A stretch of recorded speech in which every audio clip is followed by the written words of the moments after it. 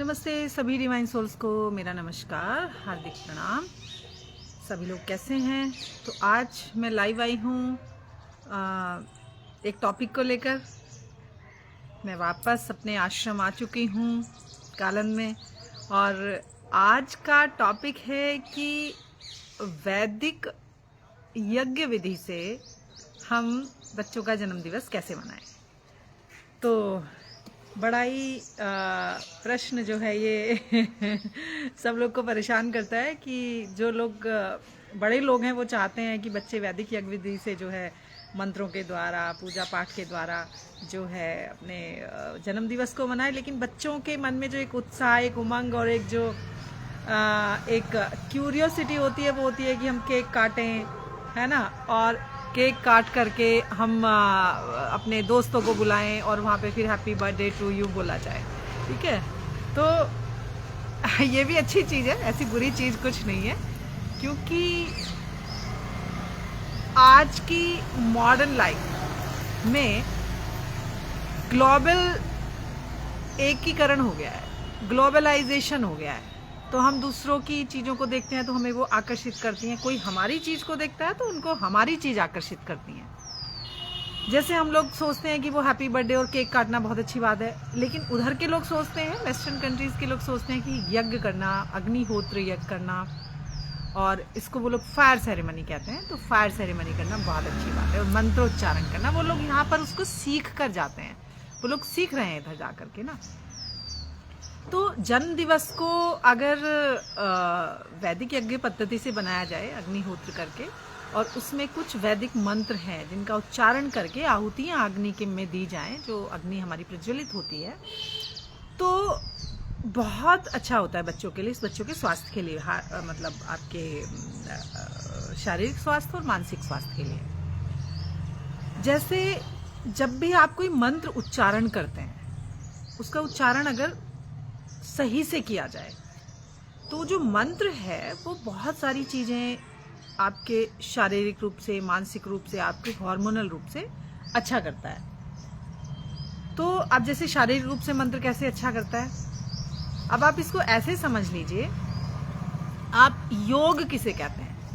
योग की परिभाषा को अगर हम परिभाषित करें तो योगश्चित्त वृत्ति निरोध, कि भाई जो आपके चित्त में वृत्तियां हैं, there is a number of thought process, number of thoughts, so वो जो थॉट की वृत्तियां, यानी कि ऐसे ऐसे ऐसे से गोल गोल घूम रहे हैं, आपकी वेव्स ब्रेन के अंदर जो आ रही हैं आपकी बहुत सारी चीज़ों को लेकर, तो जो वेव्स ब्रेन के अंदर आ रही हैं वो जो, उनको हम वृत्तियां कहते हैं। तो जो चित्त माने मन, माइंड आपका, तो जो माइंड के अंदर जो बहुत सारी वेव्स हैं जो आपको प्रेशराइज कर रही हैं और आपको स्टक कर रही हैं, उनका विरोध करना, यानी कि निरोध करना, उनको रोक देना, यानी कि वापस वापस वापस वापस उसी बिंदु पर आ जाना जहाँ से आप पैदा हुए थे। क्योंकि बहुत सारे, जब आप पैदा होते हैं तो होता क्या है कि आपके अंदर कोई विचार नहीं होता, पूर्व जन्मों के कुछ संस्कार सबकॉन्शियस माइंड में आते हैं आत्मा के साथ, लेकिन वो एक अलग मैटर है, आध्यात्मिक मैटर अलग है। तो जब आप पैदा होते हैं तो एक बिंदु पर होते हैं, फिर आप थोड़े से बड़े हुए, माँ बाप, हमारे हरि जी ये चीज़ हमें से बताते हैं, हमारे टीचर हैं वो आध्यात्मिक रूप से, तो वो बताते हैं कि जब आप पैदा होते हैं तो आप फिर धीरे धीरे धीरे धीरे गोल घूमते हैं, माँ बाप, फिर फ्रेंड, फिर भाई बहन, फिर स्कूल, फिर टीचर, फिर आपके सोशलाइजेशन, फिर बहुत सारे लोग, तो ऐसे ऐसे ऐसे घूम घूम कर उस बिंदु से कहीं दूर एक गोल गोल गोल गोल आपकी वृत्ति बन जाती है। अब योगश्चित्त वृत्ति निरोध मतलब अब उस चित्त पे से उस जो गोल गोल गोल गोल जो वृत्ति, गोलाकार चीज बन गई, उसको वापस वापस वापस वापस वापस उसी बिंदु पर लाना जहां पर आप पैदा हुए थे। तो योगश्चित्त वृत्ति का निरोध हो गया, मतलब निरोध करना, रोक देना, ऑब्स्ट्रक्ट कर देना कि नहीं, नंबर ऑफ थॉट हमारे माइंड में नहीं आने चाहिए, जो फालतू के पड़े उनको निकालो, जो एक थॉट है उसको रखो, जो आपके एम है, जो आपका उद्देश्य है, जो आपका जिस लिए आप पैदा हुए हैं। तो ये तो सोचना पड़ेगा कि मैं किस लिए पैदा हुई या आप किस लिए पैदा हुए। तो जब हम यज्ञ विधि से जन्मोत्सव मनाते हैं मंत्रोच्चारण के साथ में, जैसा कि वेस्टर्न कंट्री के लोग हमारे यहाँ से सीख रहे हैं। मैंने ऋषिकेश में देखा कि बहुत सारे योगा स्कूल चल रहे हैं, योगा टीचर ट्रेनिंग कोर्स चल रहे हैं, जहाँ पर फायर सेरेमनी करवा करके और उनको मंत्र सिखाए जा रहे हैं। वो बहुत क्यूरियोसिटी के साथ उसको सीख रहे हैं, क्यूरियस हैं वो कि इस मंत्र का मीनिंग क्या है, इस मंत्र की लय कैसी होनी चाहिए। और हम उनकी चीज़ों से आकर्षित है तो हम वो करते हैं। तो मैं इसको बुरा नहीं मानती हूँ, ठीक है, एक दूसरे से आकर्षित होता है इंसान, लेकिन फिर उस आकर्षित होने को अपने अंदर भी, अपनी चीज़ों को भी उतारा जाए, क्योंकि वो अपनी चीज़ नहीं छोड़ते हैं, हमारी लेकर जाते हैं, है ना। तो जब हम यज्ञ विधि से कोई भी जन्मोत्सव मनाते हैं तो इसमें बच्चों को बहुत फ़ायदा होता है, शारीरिक, मानसिक, हार्मोनल और इमोशनल लेवल पर बहुत फ़ायदा होता है। अब आप कीजिए, तो जैसे ही हमने योग चित्तवृत्ति निरोध वाली तो बात कर ली, योग को अगर हम माने कि योग है क्या, योग का शाब्दिक मीनिंग क्या है, तो योग का शाब्दिक मीनिंग होता है to add more than one things, to join more than one things. तो मोर देन वन थिंग्स क्या हो गई, मतलब एक से ज़्यादा चीज़ों को जोड़ देना योग होता है, प्लस करना होता है। तो जब हम योग करते हैं, योग जो 8 अंग हैं योग के ट्रेडिशनली, जो हमारे ऋषि पतंजलि ने बताए हैं, तो वो है यम, नियम, आसन, प्राणायाम, प्रत्याहार, धारणा, ध्यान, समाधि। इसमें अब हम क्या करते हैं, मान लो हमने कोई आसन बनाया, ठीक है, हमने कोई आसन किया, भुजंगासन किया, तो हमने अपना पोस्चर बनाया, ठीक है, पोस्चर बनाया, उसमें हमने अब इनहेल करा, टीचर कहता है ना इनहेल एंड अप, तो आपने इनहेल किया तो बॉडी को पोस्चर किया और इनहेल किया, तो आपका 2 चीज प्लस हो गई, एक तो बॉडी और एक आपका प्राण, इनहेल एक्सहेलेशन यानी कि श्वास, और थर्ड थिंग क्या हो गई, आपका मन उस चीज में लग गया, बॉडी का पोस्चर बनाने में और ब्रेथ लेने में। तो बॉडी, माइंड एंड आपका श्वास, ये 3 चीज प्लस हुई, 3 चीज प्लस हुई तो क्या हुआ, आपका योग हुआ। तो योग को ऐसे करना है, ऐसे सोच के करना है। तो जब हम मंत्र उच्चारण करते हैं जन्मोत्सव के दिन, और अग्नि में जो प्रज्वलित अग्नि है, जिसमें हम बहुत सारी अच्छी अच्छी खुशबूदार सामग्री और बहुत ऐसी सामग्री डालते हैं जो हमारे कफ को ठीक करे, हमारे श्वास को ठीक करे, वातावरण को ऑक्सीजनेटेड करे, वायरस जो बैक्टीरियाज वायरस हैं उनको हमसे दूर भगा दे। तो जब हम ऐसे चीज में स्वाहा करते हैं तो साथ में क्या होता है कि आपका शारीरिक, जब आप उच्चारण करेंगे ओम भूर्भुवः स्वः तत्सवितुर्वरेण्यं भर्गो देवस्य धीमहि धियो यो नः प्रचोदयात् स्वाहा।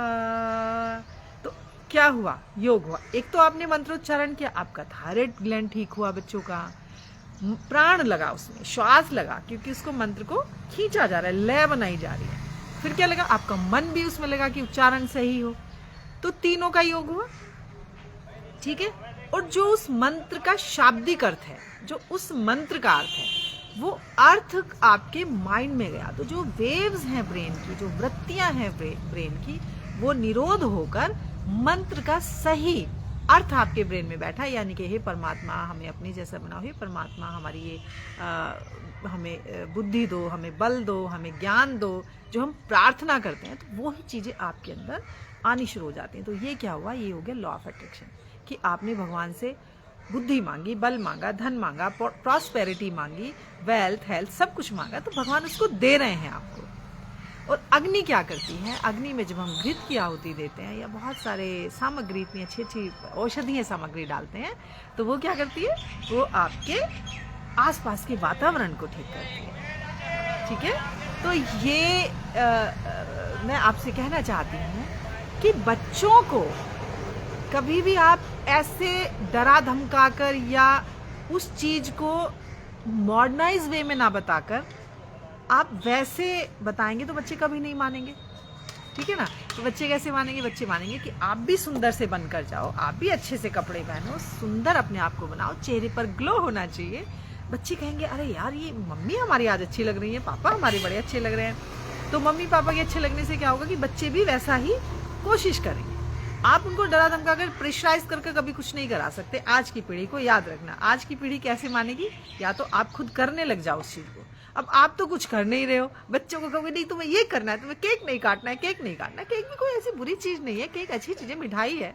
उसको काटने का मतलब तो जैसे हम पीस बर्फी खाते हैं तो वैसे वो लोग केक खाते हैं, तो ठीक है, वो शाम के टाइम हम बर्फियां बांटते हैं या लड्डू बांटते हैं, वो लोग केक बांटते हैं, इतनी सी तो बात है ना। तो इसमें ऐसा बुरा मानने की जरूरत है, हमें बैलेंस बनाना है चीज़ों को, क्योंकि आज की पीढ़ी को अगर आप मॉडर्नाइज वे में कोई चीज़ नहीं समझाएंगे तो नहीं मानेंगे। तो आप उनको साइंटिफिक, आप उनको लॉजिकली बताइए, आप उनको डराइए धमकाइए मत। तो वैदिक विधि से यज्ञ करना बहुत अच्छी चीज़ है और जन्मोत्सव मनाना बहुत अच्छी चीज़ है। 8-10 मंत्र हैं, कोई ज़्यादा बड़े नहीं है। और हाँ, हवन को, अग्निहोत्र को कभी भी बहुत लंबा मत कीजिए for the bringing to your child. मैं सिर्फ वो बात बता रही हूँ कि आप अपने किड्स को अगर वहाँ लाना चाहते हैं, यज्ञ में लेकर आना चाहते हैं, तो कभी भी हवन को ना बहुत लंबा मत खींचिए कि उनको भाषणबाजी मत करिए। अगर आपने भाषणबाजी शुरू कर दी तो आपके किड्स नहीं बैठेंगे, वो कहेंगे मम्मी हम जा रहे हैं, हम तो अपने बच्चों उनको ही बस मनाने जा रहे हैं, अपने दोस्तों के साथ मनाने जा रहे हैं, है ना। तो कभी भी ऐसे मत करिएगा। यज्ञ को करने के लिए आपको बहुत अच्छे से प्रिपरेशन के साथ में उनको अच्छे से मंत्र बोलकर, लय के साथ मंत्र बोलकर, उच्चारण के साथ मंत्र बोलकर उनका एक मीनिंग समझा दीजिए कि इस मंत्र का ये मीनिंग है। अगर उस मंत्र का मीनिंग नहीं समझाया तो संस्कृत भाषा बच्चों को समझ नहीं आएगी। गुरुकुलों में बहुत अच्छी पढ़ाइयाँ चल रही हैं, बहुत अच्छा लोग कर रहे हैं, टीचर्स बहुत अच्छा कर रहे हैं, गुरुकुल चल रहे हैं, लेकिन गुरुकुल में भी मॉडर्नाइजेशन से बिल्कुल दूर कर दिया जाता है। तो ऐसे नहीं, बैलेंस करिए, क्योंकि धरती गोल है, घूम रही है, स्पिनिंग है, रेगुलर स्पिनिंग, बहुत सारी गहमा गहमी एटॉम्स बन रहे हैं, न्यूट्रॉन, इलेक्ट्रॉन, बहुत गहमा गहमी है। शांति में लाना उनको, आप ऐसे समझिए उनको, मतलब आप प्रेशर कर रहे हैं उनको, फिर से उसी लाना, तो प्रेशराइज कर रहे हैं, क्योंकि आप किसी गति की चीज को अगर आप रोकेंगे तो आपको भी उतना ही जोर लगाना पड़ेगा, ठीक है ना। अगर कोई बहुत तेजी से कार उधर से आ रही है और आपके सामने आते आते वो ब्रेक लगा रही है, लेकिन बिल्कुल आपके पास आ गई, तो आप और आपने हाथ लगा दिया उसको, तो हाथ लगाने के लिए आपको भी पूरा जोर लगाना पड़ेगा। जोर लगाने के लिए आपको क्या करना है, आपको भी तो बैलेंस होना पड़ेगा ना, हम सबको बैलेंस होना पड़ेगा, तभी तो बच्चे मानेंगे। अगर बच्चों को आप ऐसे कैसे मना दोगे कि नहीं आप यज्ञ करो, नहीं। बीच में जो है ये सब हमारी परंपरा टूट गई थी ना, अब 10-20 साल से और ज़्यादा, बहुत ज़्यादा हुई है। तो करना है, ऐसे करना है ना। बच्चों को कभी भी आप ऐसे मत करिएगा कि प्रेशराइज किया जाए। बहुत अच्छी बात है, मैं उसमें इतना सा करने आई हूँ। आज हमारे घर में एक बच्चे का जन्मदिवस है और मुझे बड़ी खुशी हुई कि मेरी जो देवरानी है उन्होंने मुझसे कहा कि दीदी आप हवन करिएगा। हालांकि बच्चा थोड़ा आनाकानी कर रहा था, नहीं मम्मी मुझे पैसे दे दो, मैं तो दोस्तों के साथ दावत करने जा रहा हूँ, लेकिन उन्होंने कहा नहीं ठीक है, हम सुबह छोटा सा करेंगे, फिर तुम शाम को अपना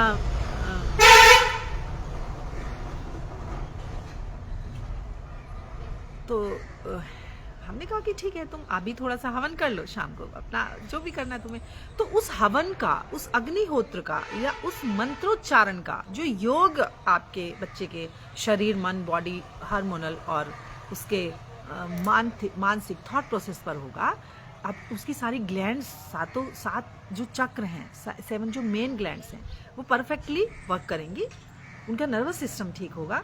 तो वो चीज, वो आधा पौने घंटे की चीज उनके पूरे 24 घंटे में भारी पड़ेगी। तो कहीं ना कहीं उनके मन में विचार आ जाएगा, अरे नहीं यार ये नहीं काम नहीं करना, सुबह हमने यज्ञ में ये कहा था, ठीक है। तो थोड़ा आप भी करें। हालांकि मैं भी रोज तो नहीं करती हूँ, लेकिन ओकेजनली मैं जरूर से हवन करती हूँ, मैं खुद करती हूँ। तो देखते हैं, हम अपने घर के बच्चे का जन्मदिवस आज मना रहे हैं वैदिक यज्ञ विधि से, और मैं जा कर के हवन करने वाली हूँ और काफ़ी दिन बाद अग्निहोत्र कर रही हूँ, तो मुझे बड़ी खुशी हो रही है। और सबको धन्यवाद, नमस्कार, थैंक यू। देख लेते हैं कौन कौन जुड़े हैं। Doctor Yogi Naveen ji sir, thank you so much, आप हमेशा जुड़ते हैं और मुझे अप्रिशिएट करते हैं और आपसे बहुत सीखने को मिलता है, और आप जो है मुझे एक उत्साह उमंग में ला देते हैं। कुछ त्यागी, थैंक यू सो मच कुछ जुड़ने के लिए। और अभी क्योंकि सुबह का टाइम है, बहुत लोग नहीं जुड़ते हैं और इसलिए बाद में वीडियोस पे बहुत सारे व्यूज़ आ जाते हैं और लोगों का मैसेज भी आते हैं। तो सबको धन्यवाद, मेरी ऑनलाइन फैमिली को धन्यवाद। मैं अपना मैसेज ऑनलाइन आपके थ्रू पहुंचा देती हूँ, बाद में वीडियोस भी आ जाती हैं। तो वैदिक यज्ञ पद्धति से जन्मोत्सव मनाना एक अच्छी बात है, पर बच्चों को मॉडर्नाइज तरीके से, लॉजिकली, साइंटिफिकली तरीके से उनको समझाइएगा, ठीक है। बहुत लंबा नहीं खींचना है, बहुत भाषणबाजी नहीं करनी है, शॉर्ट करके बिल्कुल वर्ड टू वर्ड बच्चों को समझा करके और उनको बहुत अच्छे से आशीर्वाद सारे अपने बड़े जनों से वहाँ से करवा करके उनको आशीर्वाद दें। तो मैं भी चाहती हूँ हमारे घर में सार्थक त्यागी को सभी लोग आशीर्वाद दें। तो धन्यवाद, नमस्कार।